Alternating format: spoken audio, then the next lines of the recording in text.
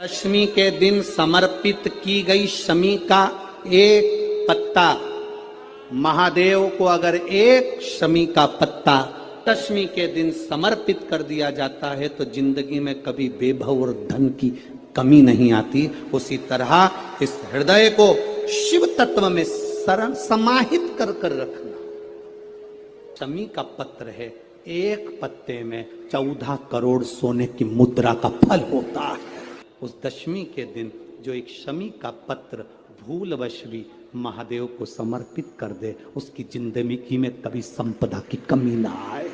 एक शमी का पत्र, एक शमी का पत्ता 14 करोड़ सोने की मुद्रा से प्रबल हो जाता है। शमी के वृक्ष के नीचे, बेलपत्री के वृक्ष के नीचे अगर भूल से भी बच्चा, बूढ़ा, कोई व्यक्ति एक पार्थिव शिवलिंग का निर्माण कर लेता है, भूलवश भी उस पे जल समर्पित कर देता है, भूलवश भी उसके भाव से पुष्प या शमी पत्र या बेलपत्र भी चढ़ा देता है, तो वो इस संसार में कहीं ना कहीं सुख भोगता ही है, उसके जीवन में दुख नहीं। प्रयास करा करो, अगर घर में संपदा लक्ष्मी नहीं आ रही हो, व्यापार व्यवसाय नहीं चल रहा हो, नौकरी सर्विस नहीं मिल रही हो, बहुत तकलीफ हो, 7 बेलपत्री केसर को घिसकर चंदन बनाकर बेलपत्री पर बीच वाली पत्ती पर ओम लिखना है। दोनों पत्तियों पर भी एक आद्यशक्ति जगदम्बा के नाम की केसर की बिंदी लगाना है, दूसरे में श्री गणेश रिद्धि सिद्धि के नाम की बिंदी लगाना है। शिव जी पर समर्पित करते जाना, शंकर को चढ़ाते जाओ। जल के पात्र में थोड़ा सा शहद, गंगा जल उसमें डालकर, पात्र में जल लेकर उसमें थोड़ा सा शहद, गंगा जल डालकर भगवान शंकर को कुंदकेश्वर महादेव के नाम से, कौन से महादेव? कुंदकेश्वर कहते हैं। बहुत बांधाओं में जब व्यक्ति पड़ जाता है, बहुत बांधाओं में जब व्यक्ति चला जाता है, कुछ ना कुछ समस्याओं में जब व्यक्ति फंसा रहता है, पड़ा रहता है, तो कुंदकेश्वर महादेव का स्मरण करना चाहिए। दूध, कच्चा दूध केवल शिवलिंग पे चढ़ाना चाहिए या पूरे शिव परिवार पे चढ़ाना चाहिए?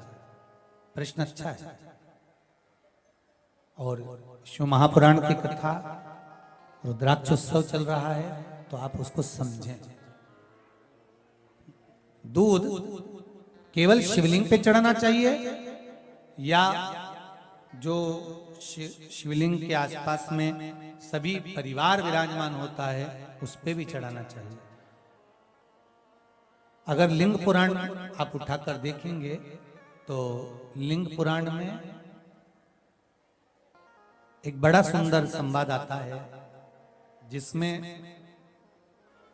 जो वर्णन किया गया है कि उसमें लिंग पुराण के अंतर्गत एक पीले शिवलिंग का वर्णन आता है कि पीला जो शिवलिंग होता है उस शिवलिंग का भाव कितना सुंदर बताया गया है। उसमें व्याख्यान वर्णन में आप अगर पढ़ेंगे, देखेंगे लिंग पुराण के अंतर्गत, तो उसमें आता है कि दूध जब आप देव अधिदेव महादेव के शिवलिंग पर समर्पित करते हो तो शिव महापुराण की कथा कहती है, लिंग पुराण कथा कहती है, नर्मदा पुराण, स्कंद पुराण, पद्म पुराण, अग्नि पुराण, सारी पुराणे वर्णन करती है, वराह पुराण, ब्रह्मवेत्ता पुराण, ये जितनी पुराणे सब वर्णन करती है कि जब शिवलिंग पर हम दूध चढ़ाते हैं तो केवल शंकर भगवान के शिवलिंग पर दूध चढ़ा देने से संपूर्ण परिवार पर दूध चढ़ जाता है। अलग से हमें कहीं चढ़ाने की जरूरत नहीं,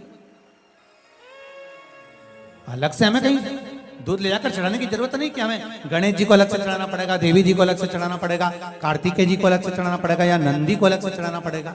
आपको ज्ञात होना चाहिए कि शंकर भगवान पर चढ़ाया गया थोड़ा सा भी दूध, जल जो हम भगवान शिव को समर्पित कर रहे हैं वो केवल शिव के लिए नहीं रहता, केवल भगवान शंकर के लिए नहीं है, वो स्वयं 33 कोटि देवताओं को समर्पित हो जाता है। स्वयं 33 कोटि देवताओं को एक लोटा पानी बेलपत्री आप शिवलिंग पर पहले चढ़ा रहे हैं, उसके बाद जल चढ़ा रहे हैं। दूसरा, जल चढ़ाने के बाद बेलपत्र चढ़ा रहे हैं। ये दो अलग अलग क्रम है शंकर भगवान की पूजन के। आप समझ लीजिएगा जरा, ये प्रसंग कभी नहीं आया, आज आया है तो उसको समझ।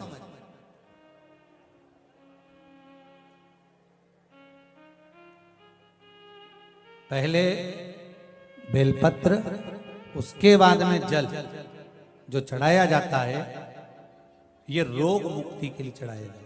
आप शिव मंदिर में जाकर दर्शन करेंगे तो दो चीजें अपने को दर्शन करने को मिलेगी। एक, भक्त आता है शंकर जी के मंदिर में, लोग भाव से पहुंचते हैं तो पहले वो क्या करते हैं, पहले बेलपत्री चढ़ा देते हैं, फिर जल चढ़ा देते हैं। और एक भक्त जो शिव मंदिर में पहुंचता है, पहले जल चढ़ाता है, फिर बेलपत्र चढ़ाता है।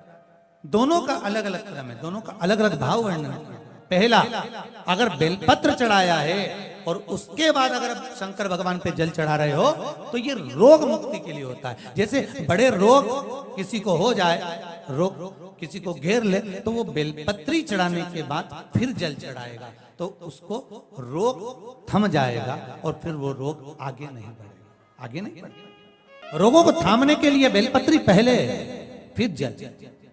कुछ कार्य के लिए आप, सिद्धता के लिए आप, अच्छे कार्य के लिए आप, मन की प्रसन्नता के लिए, आनंदता के लिए आप शिव आराधना कर रहे हो, आप शंकर की आराधना कर रहे हो, तो आप जल चढ़ाकर फिर बेलपत्री चढ़ाए, उसका लाभ आनंद में। आपने जल चढ़ाया, उसके बाद बेलपत्र चढ़ाया। बस एक बात का स्मरण आपको होना चाहिए शिव महापुराण का, कि जब भी आप भगवान शंकर को बेलपत्र चढ़ाते हैं, बेलपत्र समर्पित करते हैं, बेलपत्र समर्पित करते समय प्रयास करा करें कि ये बेलपत्र को जब भी आप समर्पित करें, प्रयास करें कि बीच की जो पत्ती होती है बेलपत्र की, मध्य की जो पत्ती होती है, उसको अंगुष्ठ से पकड़ा जाए। उसके बाद में आप फिर बेलपत्री को शिव पर समर्पित करें, प्रयास करें। बेलपत्र जो हम भगवान शंकर को समर्पित करते हैं, उसका मध्य जो भाग होता है बेलपत्री का, जो 3 देवताओं का मध्य जो भाग होता है, उसको पकड़कर बेलपत्री को शिव को समर्पित